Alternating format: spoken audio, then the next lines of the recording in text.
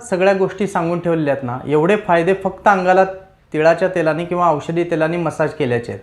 म्हणजे तुम्हाला एका विशिष्ट गोष्टीसाठी, म्हणजे आता झोप लागत नाही आहे तर वेगवेगळी औषधं घ्या, त्यासाठी वेगवेगळे उपाय करा, हे करण्याची गरज नाही आहे. जर तुम्ही रोज अभ्यंग करत असाल तर तुम्हाला ते ऑटोमॅटिक हे सगळे जे फायदे आहेत ते तुम्हाला मिळणार आहेत. आता हे तेल जे लावायचं आहे तर ते कसं लावायचं आहे, आपण जे कुठलं तेल लावणार आहे, तिळाचं तेल असू दे किंवा औषधी तेल असू दे, ते थोडंसं वाटीमध्ये घेऊन हलकं कोमट करायचं आणि संपूर्ण शरीराला त्याचा मसाज करायचा. अगदी सावकाश वरून खालच्या दिशेने, हाताला पायाला वरून खालच्या दिशेने मसाज करायचा. मसलची डायरेक्शन जर तुम्हाला माहीत असेल तर त्या पद्धतीनं मसाज केला तर अजून त्याचा चांगला फायदा होतो. सांधे जे आहेत त्या सांध्यांच्या ठिकाणी गोलाकार मसाज करायचा.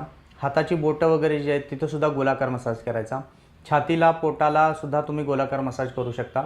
पाठीचा कणा जो आहे त्याला तुम्ही शक्यतो खालून वरती मसाज करा. स्वतःला करणं जमत नाही तर कुणाकडून तरी करून घ्या. विशेषतः लहान मुलांमध्ये जर पाठीच्या कण्याला खालून वरच्या दिशेने मसाज केला तर जी चिडचिडी किंवा अत्यंत दंगा करणारी, एका जागी स्थिर न बसणारी अशी जी मुलं आहेत तर त्यांच्या शरीरातला वात कमी होऊन ती मुलं शांत होण्यासाठी मदत होते.